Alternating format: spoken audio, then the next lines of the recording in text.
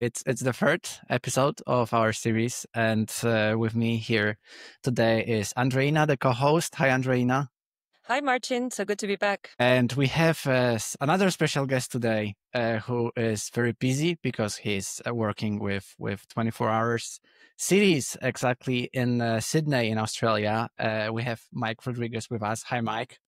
Hi, Martin. Thank you for having me on. Hi, Andreina. Nice to see you again. Welcome. And we will be covering today a lot of different topics. I hope we can go through all of them, but I mean, this is such an interesting perspective as we will be talking about how Sydney, how the New South Wales was transitioning. And that's going to be very, very amazing. I'm very excited about this episode because we already got some good feedback from people listening to the first and the second episode when we've been talking about this journey of the nighttime governance movement from advocacy to policy. And today we have Mike with us. So, Andreina, why don't we start and can you say something more about why it is important to look at this transition in Sydney? Yeah, so first, it's a privilege to have Mike as part of this conversation because as we've been discussing in the first two episodes, there's been a significant growth of the night movement around the world over the past 5-10 years. And we've seen how these advocates, night mayors, managers, offices have been moving from advocacy into policymaking and growing by incorporating new voices, by incorporating broader teams. And I think if there is a good example of such an office that has been doing a great work and growing consistently over the past several years, it's in New South Wales. So it's great to have Mike here to share with us his experience as the first 24-hour commissioner for New South Wales and Australia. And yes, and to learn more about that trajectory, that journey of how Sydney has gone from a more restrictive look into nighttime activity into a more proactive and open and strategic one. So it's fantastic to have you here today, Mike. Yeah. That's amazing. Can't wait to start. But Mike, I think it would be great if we start with you telling us a bit more about your background and how did you end up where you are right now? How was the journey like for you? I think like for a lot of people who end up in nightlife governance because they see something wrong and then try and do something about it. I think like that's kind of a common theme, I think, particularly for the first wave of nightmares that we saw. And my story in that regard is pretty similar, actually. Running Time Out, the media business in Australia, the objective of Time Out is to get you out of the house, going out in the city, exploring, having fun. And we had for a time a law put in place, or a series of laws actually, that curtailed late night activity in particular, colloquially referred to as the lockout law, not to be confused with lockdown, which came with the COVID. The 2014 it was implemented, and by 2016 the city had atrophied a bit around its nightlife and going out culture. 2017, I recall, I think the city ranking started to tumble, and then by 2018 a movement had formed, and I found myself front and center in the mix of people trying to shift conversation and like the government framework and mindset around nightlife. So yeah, like that's the sort of the entree into the mix for me. Was there also something personal that brought you into the field? Because I remember when we've been recording the first episode with Andreina, for you, Andreina, it was like very personal. You started to be very interested in observing the nighttime city life in your city of Caracas. How was it for you, Mike? Yeah, there's always a personal element to it, and I think particularly if you have longevity in your seat. And I guess for me, is my view actually wasn't so much about nightlife. I had a view that creativity is such an important part of culture and the heart of a city, and nightlife and creativity tend to go hand in hand, and at least it was in Sydney. And so, and then so to me, I was actually more worried about the impact on the city's creative soul, and then. But that's a very complicated argument to make because it's hard to measure the creative outputs in economic terms and all these types of things. Whereas nightlife and fun are more relatable to how society perceives, the expression of culture. So, and for me, I think it really, any number of things really, but when you have, maybe one of the contributing factors is the city that I choose to live, one I'm proud of, and then one I choose to have my family in, and the opportunities I want for my children were, in danger of being eliminated. And we saw like a loss of creatives and artists, other places. And I don't actually come from a creative background. I was trained in engineering and law, and but I just want people to have options. So, it kind of was for me personal in that sense, I think.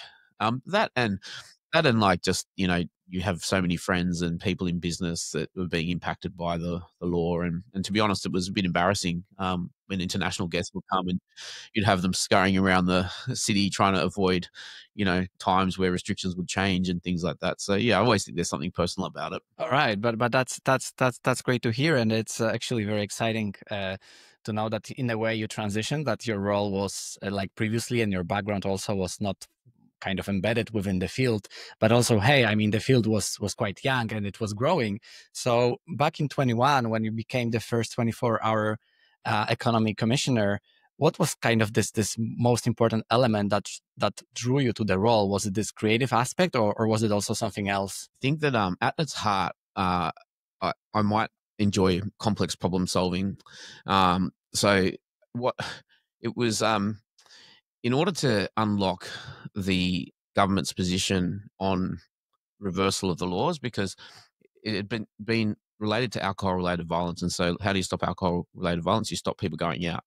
Um, so the debate was stuck in this discussion of, and words like alcohol, violence, police, and health.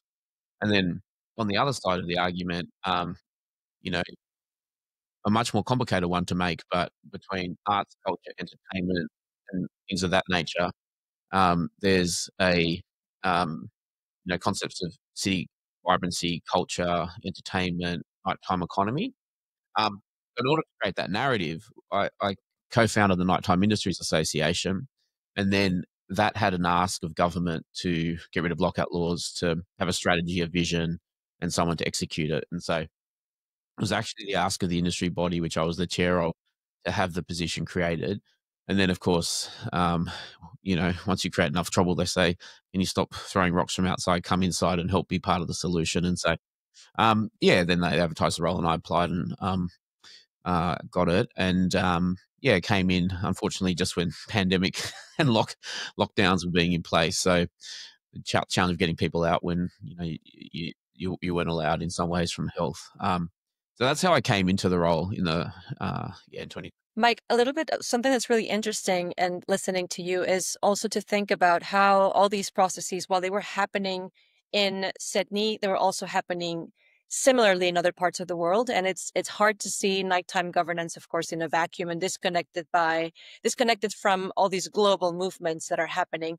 I wonder what makes Sydney's and New South Wales approach to the nighttime economy distinct from other cities around the world that have been pioneering this movement, and also if there were, when you were setting up, when this your role in the office was being set up, if there are or were any international models that you think directly shaped the way your strategy has been conceived. Like the key difference with our office, and it's part related to the way we have structured ourselves from a government perspective.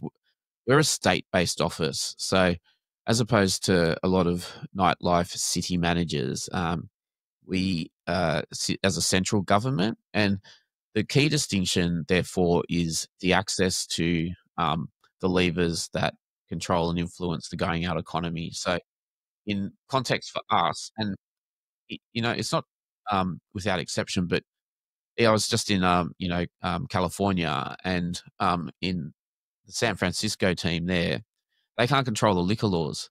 Like that's a state issue. So for us at state level, transport network, police, health, planning, they're very big levers, and harder to pull because you have more interest to navigate through. but at the same time, the impact therefore can be greater. So the model, I guess, was shaped. Obviously, we were catalyzed by people like Mirik and Lutz, and that original wave of European nightmares, and obviously London.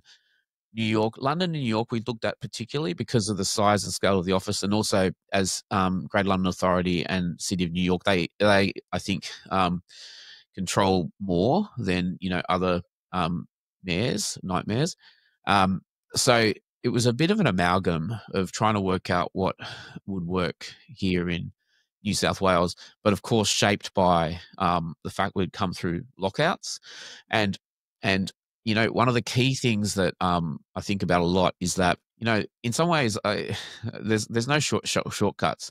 I was at a speaking opportunity today, and people uh, have the what's the one thing, or what's the thing we need to do, and I'm like, commit to it and hard work, right? Like and and as a result of the history here in New South Wales, where we had come to such a low point, we've managed with the right structure from government to really build really strong stakeholder alignment between the three operators, being state government, local councils or counties or municipal councils, might be language other listeners understand, and then most importantly, the industry.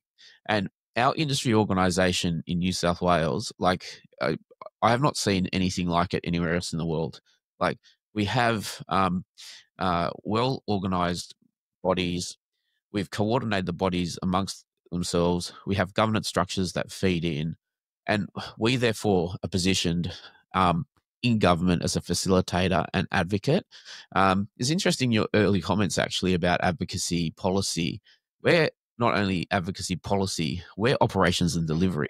Right? It's like yeah, and then measurement outcome and beyond. So the circumstances are relatively unique, and therefore we've debated things like nightlife, nighttime economy, 24-hour economy. We find ourselves, you know, at the edge of some of the discussions, I think, in some ways, because our viewpoint on it is being shaped by the fact it's a state government, central government.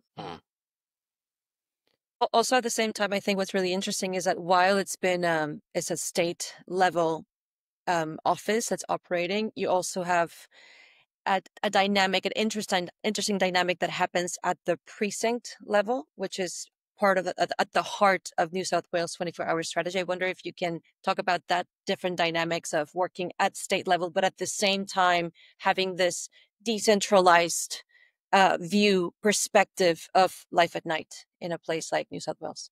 Yeah, there's a lot of things going on with this concept, and I'll please interrupt me if I go for too long with this answer, because it depends on your perspective, how and the discipline that people come from, which response they like, right? Like so, I say that because I have to translate in many local languages between the interest groups, right? So, decentralizing nightlife, this idea of a neon grid, this idea of how a city lights up at different times of day and night with different stories of people and place. Like that's the thing about going out, feeling connected to community, being inspired by your city.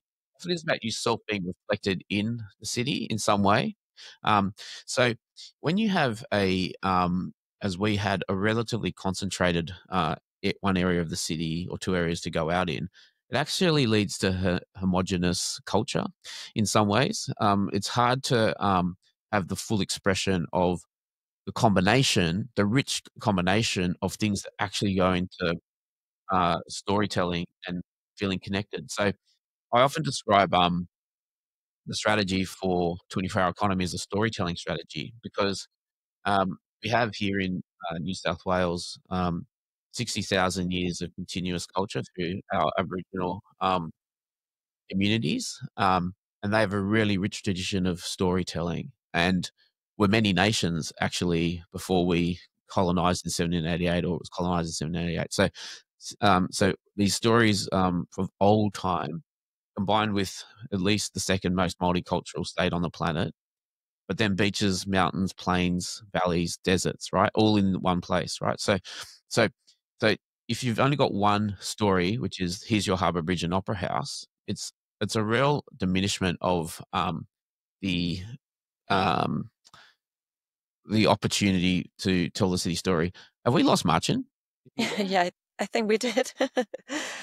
I'm seeing if it's texting me or something. Oh,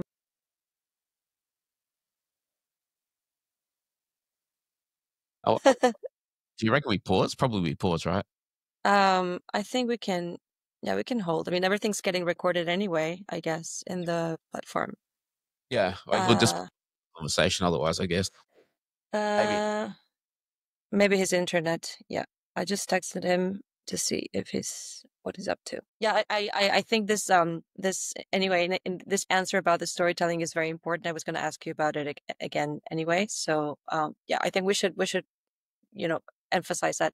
I just wrapped up sort of this idea of being able to tell stories of people and place with the rich ingredients and tapestry. And then so there's that element of multiple storytelling. And I guess, combined with the lockout laws, what actually happened locally and also happened globally without anyone knowing was that we gave rise to the acceleration of on-demand entertainment, which is device-driven or at home, right? So this is 2014 to 2016 in Sydney, with Netflix and Uber Eats arriving. So,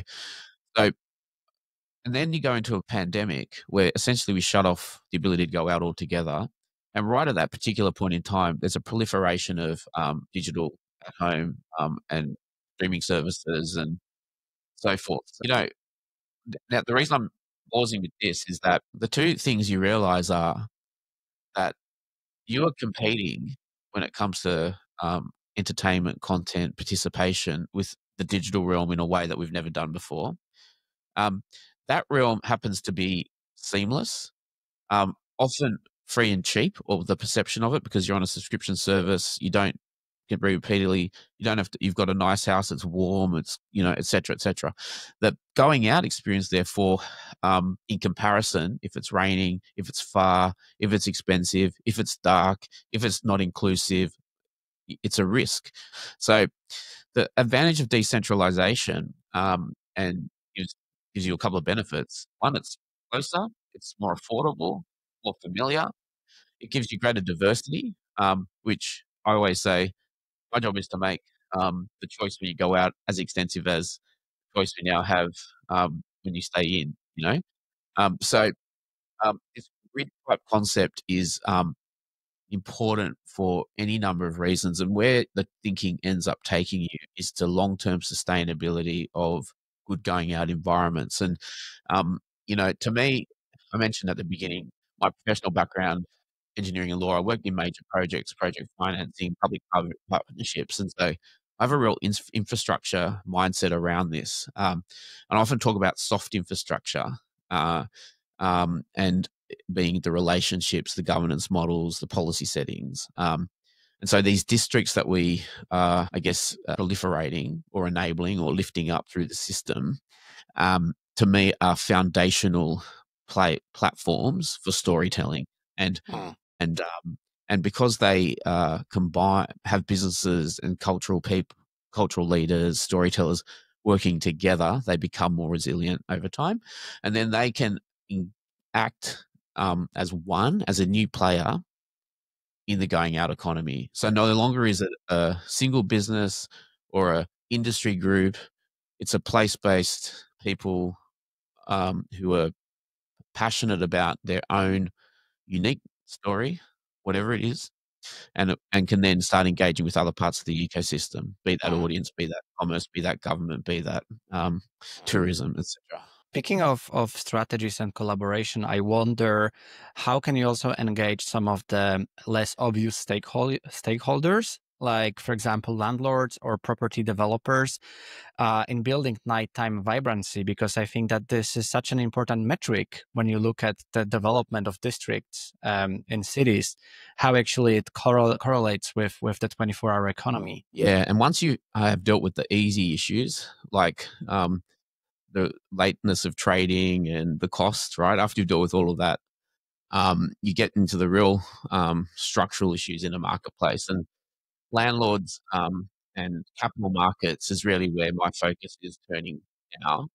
I've always been aware of it, but um, the, there's a few issues, I guess, to just quickly run through. One is that 2019, 2020, project, the build environment takes time, and um, to to to create, I guess, or build. But beyond that, the asset valuation and economic modeling or balance sheet values or is it also takes time to move for any number of reasons, right? So, like, I'll give you an example. Um, when the pandemic hit, people still had leasehold interests in the city, even though no one was using the buildings. And even after we came back to work, some of us came, oh, sorry, after lockouts lifted, people still like working from home, right? But buildings still largely leased, but they're not being used. So over a period of time, the property sector says, well, it's all going to go back to how it was before and we'll all be fine. But actually, there's a slowdown and the yield, rental yield in theory is really dropping, right? But no one really wants to have that hard conversation. And people who are working on new projects are saying, well, all our financials were based on 2018, 2019. So I need to try and justify that we'll still get the yields that we wanted back then in the future. Like, land use has changed, like at least in our markets. And if you don't believe that argument, you've got to look at consumer behavior. And this takes you to the point of your question, which is like, you need data, absolute, like irrefutable, longitudinal data that tells you what you need to know, which is why we've invested in our platform Data After Dark, amongst other reasons. And so it's funny because the day I walked into my job 4 years ago, first thing I said, people said, what do you need to do? And I said, I need to see more prams and more wheelchairs in the city, meaning like we need to make it for everyone. That also indicated that the economic usage of that place would change. And of course, it's going to change, and it is changing now. And so I think, unfortunately, um, it's just a long lesson. And we're not really, we maybe post the health aspects of COVID, but we're not post the economic impact of it. We know from technology, from dress codes, that things have jumped a generation. They haven't done that in the property sector and in construction. Like, that's what I think. And so what I'm starting to see here now and the conversation I'm trying to have with the real estate sector is the risk allocation that is afforded to ground plane entertainment businesses needs to be rethought. The leasing strategies need to be rethought. The fastest growing category of nighttime economy in New South Wales at the moment is takeaway food services, which, if you think about it for more than 1 minute, you realize that if you were previously on 200 square meters of a leasehold interest, but now 30 to 40% of your revenue is coming from takeaway, you don't need to have 200 square meters. You need 100 square meters. So my question to all the landlords who are listening is, how many of you are thinking about your leasing strategies and cutting your leases in half? Cut your leases in half, two things happen. One is you end up with greater diversity on the high street. The second is you reduce the barrier to entry for businesses to start up. So, like, these are some of the things that are slowly. I got an email the other day. I had to laugh from I won't say who, in our local market. 4 years after I'd said it, yeah, we sort of beginning to understand what you're thinking. We think we should use our buildings after dark. You know, like, so it's hard to tap a tin-lidded dinosaur on the ears and get it to change its habits. But this is where I find the the the debate, and where I'm looking to take it locally. And where I wanted to end up with, if possible, is a better alignment between source of capital and property use. So our entertainment and cultural spaces do better if the source of capital is directly linked to the net use of that property. And I'll give you a couple of examples. At the moment, a lot of superannuation money, pension funds own rooftop bar space or basement nightclub space in our prestige areas of Sydney and Melbourne, right? I'm talking what they could be used for, but the risk profile of the asset owner doesn't permit this use. It's not regulatory. It's absolutely based on fiduciary duties of directors and their inability to take on the risk. If someone, for example, who was from the music industry understood the value of artists and how to monetize or participate in the music supply ecosystem, they might give away studio space in a building in return for a percentage of royalties or for recording rights or something of this nature. And they would also understand that they would create a area that's what some would say cool and hip and whatever, which we would just say is like just a great place to be inspired. And therefore, real estate value around that is where the value starts becoming, right? Like, so there's all of these sorts of discussions, which at many forums in the future, I'm sure will come up. I love what you said just now, Mike, about connecting better alignment between sources of capital and property use. And in the end, I think that to get that alignment to happen on the ground, there needs to be a shared vision. And you mentioned before, you mentioned the neon grid. And I think that's a concept that perhaps it would be great if you could explain a bit more how it's been established, this neon grid across Greater Sydney and New South Wales, as well as how is that connected with the way you're tracking the performance and the impact of this activity through your Data After Dark platform, and how data is shaping these decisions. Because I think from an operational perspective, it's interesting for those who are listening to understand how the work you've been doing has been going from a vision into establishing, like, building capacity at different levels, so different councils, and then also using data to make decisions, informed decision making. So if you can walk us through that concept, it would be really helpful. Try like it. It's so multi-layered, right? Because you're looking at all the levels through from asset owner, building, environment, regulatory environment, through to business and consumer. So, but I often think this is why I think complex problem solving is what I actually like, because to me it's like the Da Vinci Code and unlocking the cryptics. You need to, the more the alignment, eventually you'll get the flow through. So let's just start with the neon grid. That was the premise of the question. So decentralized, autonomous, coordinated, groups of businesses working in council areas that have a strategy and a vision that lines up with the state government's vision. So as part of the work of our office, we have, which I always explain, is this collective impact model. Actually, the backbone support functions we provide include a local government toolkit on how to do nighttime economy, for want of a better description, including a free diagnostic tool that they can use to run across their own operations to identify where they are on different aspects of nightlife governance, including, strategy, data, place, and actual governance. These concepts. So that's part one. Just by the way, we launched last week a template nighttime economy strategy to make it easier for councils to, engage with our system. And it's interesting, just as a sidebar, because if it's almost like generating the code, accepting the computing language, using the same terminology that is needed. So I picked up Penrith and St. Mary's, two areas near a 24-hour port about to open, where they've launched a 24-hour economy strategy as a local council. Half of it is in our language, which means that we can just assist them on all the things they want, right? So they're some of the tiers. The program around the districts is multifaceted. There are a number of district enabling functions.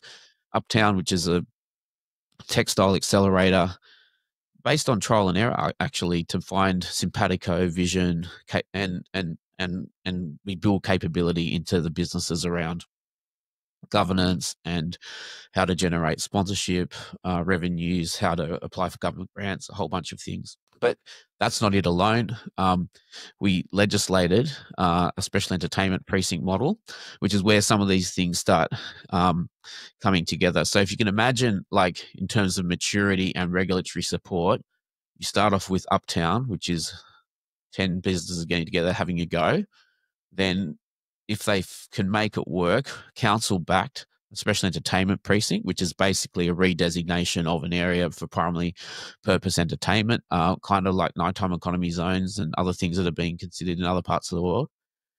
So that's another intervention around the district. And what that does is it shores up, it gives certainty to late trade, to noise, to, and importantly, planning. If someone moves into the area, there's a notation on the planning certificate saying you're in an entertainment zone. Don't complain about the noise. Like, so that's quite a material business certainty function. So when you start thinking about the capital that is looking to invest, and you say, do you want to invest over here in this council area? They have no idea about anything. Or here's one council that knows, has a strategy, has a team. They have districts of communities of businesses. They have special entertainment precincts set up. Where do you want to put your money? You know, this is the difference, right? So and with the special entertainment precinct discussion, to be clear, we aren't prescribing it. It's allowing councils who know their communities to make calls on where they want these things to be. And the reason I say that is that, you know, this can't be a top-down government approach. It's all about giving tools and enabling. And so what may work in one area of your city may not work in another. We are a temperate climate here. We're not a cold climate. There's any number of considerations. So you, I guess, through that collective impact way of thinking, in time, we'll end up with mature districts. And as these districts kind of grow, like I'm fascinated from a almost transition, you know, energy transition model, right? From coal power um, stations, power stations, through to decentralized solar or something like this, right? Like on a distributed basis, you then have cultural energy all across the city as opposed to being in one spot and being exported. It means that people can, you know, move shorter distances to consume. It means like you end up with a more sustainable model long term. So I guess that's the vision. And where like you know, Neon Marketplace, if anyone wants to look it up, 27 districts on there, but a whole bunch in the pipeline as well. Like it takes time, commitment, but we already are starting to see these districts start interacting with each other and with the marketplace as well. So I guess like that's Andreina, like I don't know if I've covered off all the layers of the, you know, the yeah, the grid, like at depth, but you know, I guess that's I feel like some way to answering it. In some way, yes. But do you think, Andreina, we can now move to the challenges, or do you also want to talk more about data? Because I think that data is such a crucial element without which we can't actually make those well-informed decisions. Yeah, I think the grid is such a powerful concept that I wanted listeners to walk away with, you know, understanding what has been this vision for New South Wales. But yes, Mike, if you could tell us a little bit more about the data piece, because the data piece and how it connects with the vision, because it's a way of, you know, making decisions. It's such a broad topic, right? The 24-hour economy. It impacts so many people. It has so many dimensions to it, from an environmental, inclusion, culture. So how do we make sure that these decisions are well made and structured and optimized through data? Yeah, so like I guess in our local context, and sorry, I remember there was one part of the question I'd sort of not gotten to, but the platform that we've built, Data After Dark, is in its first iteration is probably the best way of saying it, which is meaning that there is work to be done, but it's a good start. What having described that district model, and just for the benefit of the listener, I'm going to not be exacting about this, but just, you know, so to preserve the narrative, the districts essentially we can measure down to those designated areas and identify key metrics like mobility expenditure, demographics, venue composition, i.e. the diversity of a district, crime data, ambulance call-out data, and most transport data. So what that gives you is an ability to see, the good things and make sure the bad things aren't coming back, number one. Number two, give you a lot of insight, obviously, into where people are going, what they're doing, and price points that may work for different demographics, for example. So, the reason I'm saying to talk about that is because the thing that our sector and our industry, or whatever you want to call it, suffers from is a major lack of quality information flow. And it's so disaggregated, and the information flows between different parts of that ecosystem are, you know, like just being candid, appalling compared to financial services or aeronautical or aviation. Like, there's no comparison. Um, so data after dark is, I think, a good start. I think it's probably best practice globally already, but with much more to go. And what I'm looking for is for the global community to help shape this, because as a global community, we are stronger if we are all saying the same thing. So to me, there's like a forcing function that, if particularly because of the way financial data is, I believe, manipulated to achieve outcomes by, the sellers. So if you want to know the answer to something, just ask the right type of provider. They'll give you the answer that you want, right? Please prove this business case for me. Okay, we'll do that here. You can get data to say what it wants. So data after dark is a very objective assessment tool. What it needs to do in time is ingest more data sets and become more shareable.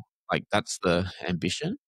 But at a minimum, as government, because we are a state-based office, we have access to a lot of data that others don't. And I should say it's all anonymized, and there's no, it's our platform's ISO certified and the rest of it, but on privacy and data management.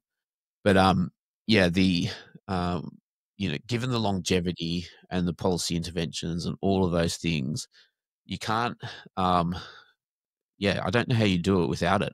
When I look at a lot of other markets around the world, and you're better placed, Andreina, than me to understand this, and comment potentially. So maybe ask you the question. Like, I often see great ideas coming out of certain markets, but no longitudinal assessment of whether things have worked or not. And I believe the reason for that is oftentimes they are a political response to a vocal group, and they make great case studies. But actually, 5 years later, what was the impact? The trial's probably complete. There was no further follow-up. And you know what's happened? Is New South Wales has listened, looked at it and gone, you know what we're going to do? We're going to systemize it, and we're going to operationalize it and put it into practice. So if you take noise reform, for example, we ran it 2 years ago at a conference. We looked at all the things that have been done across all the markets that we listened to. Then we changed the laws. Then we put in rolling soundproofing, venue upgrade grants, education, special entertainment. Like, we've gone about it incredibly systematically. And that's not boasting. It's just to identify that if you want to achieve like this as a long-term infrastructure play, you've got to go about it in the same way you would with hard infrastructure, which is measure. Definitely. What as you were saying, I think the connection here, the important thing to look at is how you move from these practices that are happening at local, city, state, national level, and then looking at the impact, whether it's positive or negative from these practices, and how you move from that then into generating knowledge that can be shared globally through these platforms. So I do think it's fantastic work you're doing to systematize this information locally, and also setting a good precedent for other places around the world. Yeah, and what it starts doing is opening up a whole bunch of other questions, like just, we can get off the data in a second if you want, but like, you talk about sustainability as an example. Like, one thing I think we should be measuring is utilization rate of infrastructure. Like, um, and the closest we can do at the moment through our system is opening hours via Google, which is such a crass estimation, right? Like, being open doesn't mean you're being utilized. You can do it on transport infrastructure and other forms, but like it's not like I think yet talked about from a policy perspective as a core measurable for sustainable going out economies. And I think in the face of climate change and all these issues, it's an example of something that I think would be really powerful. But I think one of the very interesting aspects here is also like the challenges and the future thinking, because like the moving towards the data and the data after dark platform is such a powerful tool. But in our series from the very beginning, we really look into the transition of the whole movement, of the whole discipline, as which is the nighttime governance. And we've been actually looking at your very recent LinkedIn article, Revolution or Devolution, in which you reflect about this shift of mindsets in the nightlife. And I was wondering where you have seen that shift take hold, and where is it actually still lagging? Like one thing I try not to do is, I guess, judge on other places, because when you travel the world, and who am I talking to? Both of you know, like the places are just so different.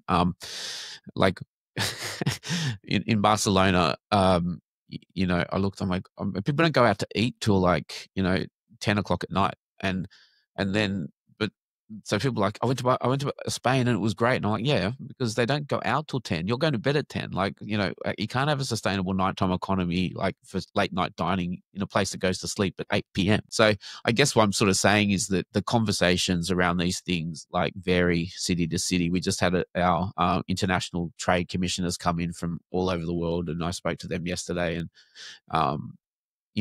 to go and talk about 24-hour economy in Mumbai, I'd have to be a brave man, like, because they are a 24-hour city. Like, the population demands it be, and so on. So it varies from place to place would be my first observation. I think that one thing I've said to my sector here, and I feel like as the former chair of the Nighttime Industries Association, and after 15 years running Time Out, I had earned the right to say this, and particularly coming from some of the professional disciplines that I'd come from. Like, if you don't take yourself seriously, no one else is going to, right? Like, you can't, yes, it's fun, it's culture, it's the reason we're here, but you're incredibly professional. You need to step into your professionalism.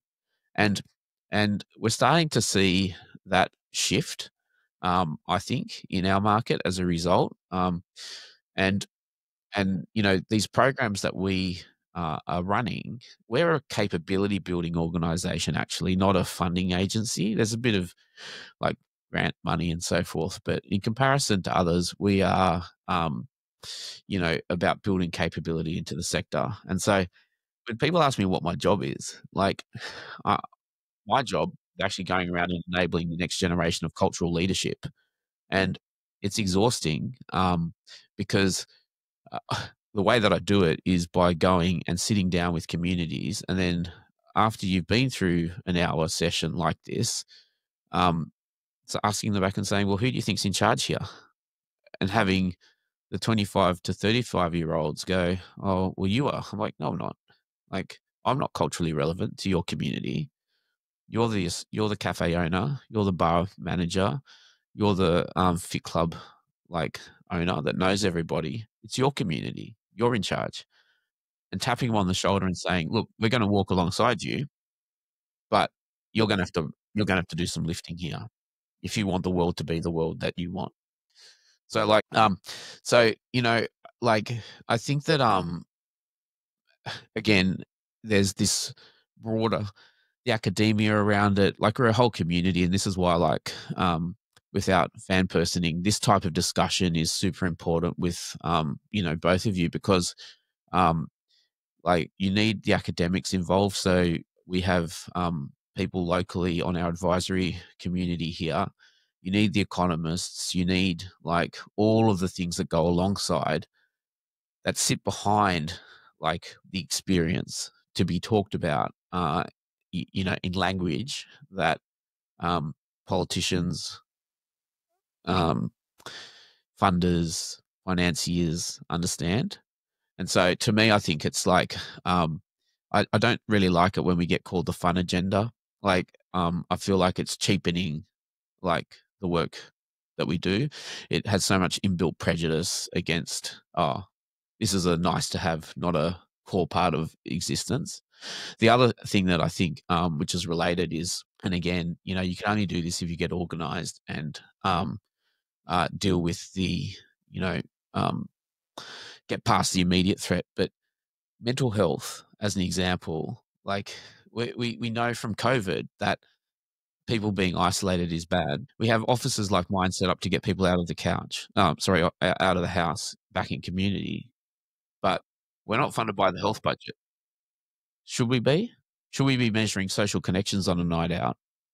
Right? Like, are these things that lead to social cohesion? These are sorts of, I know that half your listeners might be going, oh, now he's really gone off on a tangent. But to me, like, this is the evolution of this movement from, can I manage nightclub and people on the streets, to actually, one of the big aspects of our work at the moment is around the nighttime worker and measuring that workforce and so on. And, again, first word, measuring, and then you get to ask the system the questions, and what changes can you make to make sure that people working at night have the same amenity as people of the day, or et cetera, et cetera. So, I don't know. I feel like it's, I'm so grateful to those that have gone before, and we're so privileged to be a part of a, global network starting to have these conversations. And like, I think the more we have them, the more the movement builds, the more, intelligent the movement becomes. If you can summarize this last chapter, what's the most common misconception you hear? Because you've spoken about the role and about how the partners, the actors, the stakeholders perceive themselves. So what's the misconception that you would like to address? Well, I think like one in ours is that, is that going out is for the young. Like, that's like, it's always, oh, the young people. No, it's not. Like, multi-generational, like, night out, or it's all people of all genders, of all ages. That's who we're talking about. So that's one misconception. The second is, in our context, that alcohol is a central part. These are two things that I think will resonate with people, in other markets as well. Like, so I guess they're two of the, perhaps in some ways, the easiest, because you can show via data those things that I've just mentioned. I think the other thing that is not is harder, although I'm not giving up, is this link to creativity, like, and also the value, putting a value on culture.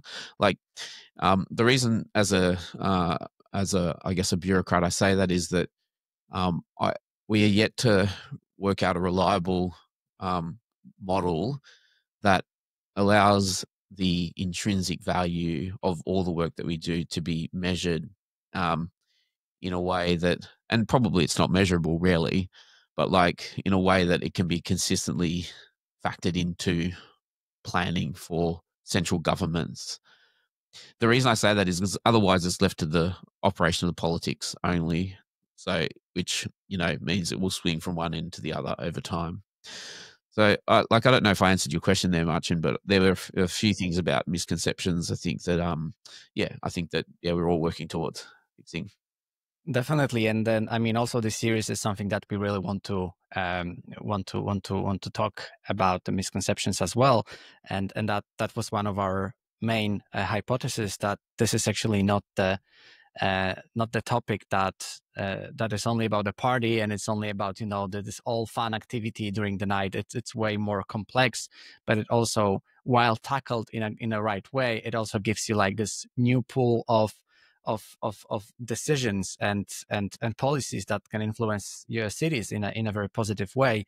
And before we wrap up, and I will ask my final favorite question about the book recommendation, I would love you, Andreina, to sum up some of your key takeaways from what Mike has said today. Yes, happy to. So I think in a nutshell, what we're seeing based on what Mike has been sharing with us is this transition from this alcohol-centric, alcohol-related violence mindset into this broader notion of the going out economy, and how in the case of a place like Sydney or New South Wales more generally, it's been a transition. It illustrates this great movement we've seen globally of going from a more reactive perspective of looking at life at night as something that is a challenge that needs to be fixed, but into a more proactive and strategic view of all this. And I think it's very important to let listeners know how this whole strategy that Mike has been sharing with us in bits and pieces, it's a part of,